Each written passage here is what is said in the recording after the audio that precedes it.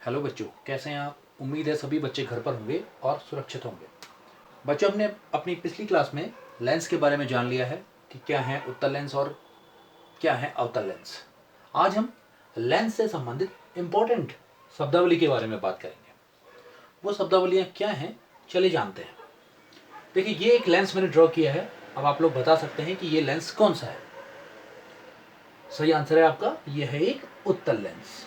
अब आप इस लेंस को देखिए, इसका जो आकार है वो इस एम से शुरू होता है। जो इसका अधिकतम क्षेत्र है वो इस एम से लेकर के इस एम तक है। तो ये अधिकतम अपवर्तक क्षेत्र, या हम कहें लेंस का जो ये पूरा का पूरा अपवर्तक क्षेत्र है, ये जो है यहां से एम से लेकर के एन तक अपवर्तक क्षेत्र इसका, ये कहलाता है इसका द्वारक। तो पहली शब्दावली आपकी होगी आज द्वारक। आप लोग नोट कर लेंगे, द्वारक किसी लेंस का अपवर्तक तल द्वारक कहलाता है। इसको इंग्लिश में कहते हैं एपर्चर। तो हमने जो पहली शब्दावली जान ली, हम यहां नोट भी करते रहते हैं। हमने पहली शब्दावली जान ली है द्वारक। चलिए अब हम एक दूसरी शब्दावली की ओर चलते हैं। देखिए, इस लेंस का एक मध्य बिंदु होगा। यह है वो, मान लीजिए मध्य बिंदु। तो किसी भी लेंस का ये जो मध्य बिंदु होता है, इसे हम कहते हैं प्रकाशिक केंद्र या फिर ऑप्टिकल सेंटर। क्या कहेंगे आप इसे? प्रकाशिक केंद्र या फिर ऑप्टिकल सेंटर। किसे कहेंगे आप प्रकाशिक केंद्र? प्रकाशिक केंद्र लेंस का मध्य बिंदु है। और बच्चों, इसकी एक स्पेशलिटी और है, इसकी एक विशेषता है कि अगर इस प्रकाशिक केंद्र से कोई प्रकाश की किरण गुजरे तो वो बिना अपवर्तित हुए सीधे आगे को निकल जाती है। इसकी एक विशेषता हो गई कि प्रकाशिक केंद्र से गुजरने वाली प्रकाश की किरणें बिना अपवर्तन के सीधे आगे को निकल जाती हैं। तो इसके बारे में नोट कर लेंगे हम लोग। प्रकाशिक केंद्र के बारे में, लेंस का मध्य बिंदु प्रकाशिक केंद्र कहलाता है। और इसकी एक विशेषता मैंने बताई कि प्रकाशिक केंद्र से गुजरने वाली प्रकाश की किरण बिना अपवर्तन के सीधे निकल जाती है। प्रकाशिक केंद्र को हम कहते हैं ऑप्टिकल सेंटर। तो इसी के नाम से इसका जो हम डिनोट करते हैं, इस प्रकाशिक केंद्र को हम इसे ओ से डिनोट करते हैं। तो यहां लिख लेते हैं। ये देखिए, दूसरी शब्दावली होगी प्रकाशिक केंद्र, और इसे हम डिनोट करेंगे ओ से। अब बढ़ते हैं हम अपनी तीसरी शब्दावली की ओर। देखिए, तीसरी शब्दावली क्या है। आपने पिछली क्लास में जाना है कि ये एक है गोली लेंस। और क्यों है गोली लेंस वो भी आपने समझा था, क्योंकि ये एक गोले का भाग है। तो हम उस गोले को फिर से ड्रॉ कर लेते हैं। माना ये वाली सरफेस इस गोले का भाग, और ये जो दूसरी वाली सरफेस है ये भी एक गोले का भाग हो गया। हम उसे भी ड्रॉ कर लेते हैं। देखिए, यहां से आया और ये यहां को एक, माना ये वो गोला है। तो ये लेंस दो गोलों से मिलकर के बना है। अब आपको एक वृत्ताकार रचना दिखाई दे रही होगी और आप जानते हैं कि इस वृत्त का एक केंद्र होगा। माना वो केंद्र यहां पर है इसके लिए, और इस वृत्त का केंद्र यहां पर है। तो हम कहेंगे ये जो केंद्र हैं, वक्र जो इस वृत्त के केंद्र हैं, ये इस लेंस के लिए जो एक केंद्र हैं गोले के। किस गोले के? जिससे ये लेंस बना हुआ है। इन दोनों गोलों के केंद्र लेंस के लिए कहलाते हैं वक्रता केंद्र, सेंटर ऑफ कर्वेचर। तो तीसरी शब्दावली होगी हमारी वक्रता केंद्र। अब वक्रता केंद्र को मैंने कहा सेंटर ऑफ कर्वेचर, तो इनको हम दिखाते हैं सी से, सेंटर और सेंटर।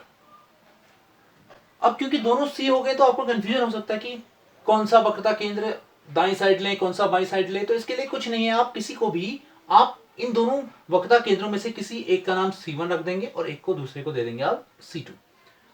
तो हम कहेंगे कि एक लेंस के दो वक्रता केंद्र हैं, C1 और C2। और किसे कहते हैं वक्रता केंद्र, उसे आप नोट करें कि आप लेंस जिन गोलों का भाग है उनका केंद्र वक्रता केंद्र कहलाता है। यहां हम लिख लेते हैं, हमने जो तीसरा अभी शब्दावली जानी है वो जानी है वक्रता केंद्र, और इसको हम प्रदर्शित करते हैं C से, और दो वक्रता केंद्र होंगे। चलिए इन गोलों को अब हम यहां से इरेज कर लेते हैं। तो बच्चों, अब तक हम इन तीन शब्दावलियों को जान चुके हैं, द्वारक, प्रकाशिक केंद्र और वक्रता केंद्र। यदि हम एक रेखा ऐसी खींचे जो इस C1 और C2 से होकर के जाए, कुछ यहां से यहां, देखिए ये वो रेखा है जो C1 और C2 को मिलाती है। तो ये काल्पनिक रेखा जो वक्रता केंद्र, दोनों वक्रता केंद्रों से होकर के जाती है, कहलाती है प्रिंसिपल एक्सिस या फिर मुख्य अक्ष। तो चौथा हमारा टर्म हो गया, चौथी शब्दावली हो गया हमारी मुख्य अक्ष। तो ये हो गया मुख्य अक्ष। लेंस के दोनों वक्रता केंद्रों से होकर जाने वाली रेखा मुख्य अक्ष कहलाती है। हमने आज ये चार शब्दावलियां पढ़ ली हैं।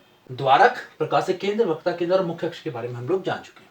अगर हम अवतल लेंस की बात करें बच्चों, उनमें भी ये शब्दावलियां ठीक ऐसे ही होती हैं। चलिए एक बार आपसे पूछ लेते हैं कि अवतल लेंस में क्या क्या शब्दावलियां होंगी और वो कहाँ कहाँ पर होंगी। तो इसको इरेज कर लेते हैं और अवतल लेंस ड्रॉ कर लेते हैं। अवतल लेंस में भी इसकी एक अपवर्तक सतह है, इसको हमने MN नाम दे दिया। तो ये क्या होगा, इसका द्वारक होगा। दूसरा, इस अवतल लेंस के बीच में एक मध्य बिंदु होगा, ये क्या कहलाएगा, इसका प्रकाशिक केंद्र, ऑप्टिकल सेंटर कहलाएगा। और ये लेंस भी दो गोलों से मिलकर के बना है, आप पिछली क्लास में जान चुके हैं। और उन दो गोलों का भी एक केंद्र होगा, इसका माना यहां है और दूसरे गोले का यहां पर है। ये C1 और C2 होंगे, ये क्या कहलाएंगे, वक्रता केंद्र। और ऐसी रेखा जो इन दोनों से होकर के जाए वो कहलाएगी मुख्य अक्ष। तो ये चारों शब्दावलियां अवतल लेंस में भी बिल्कुल ऐसे ही हैं। बच्चों, आज की क्लास में हम यहीं तक लेंगे।